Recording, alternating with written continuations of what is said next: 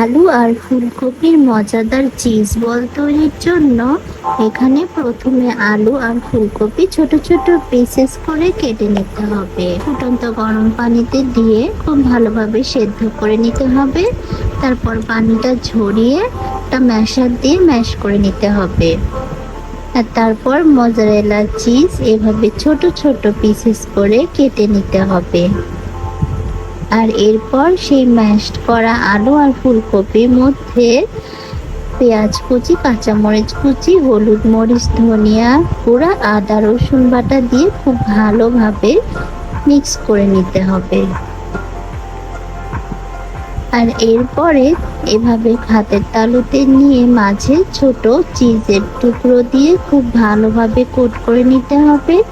তারপরে ডিম ফেটে নিতে হবে। ডিমের মধ্যে চুবিয়ে ব্রেড ক্রাম্বসে গড়িয়ে ডুবো তেলে ভেজে নিতে হবে। গোল্ডেন ব্রাউন করে ভেজে নিলেই তৈরি হয়ে যাবে ভীষণ মজার ফুলকপি আলুর চিজ বল।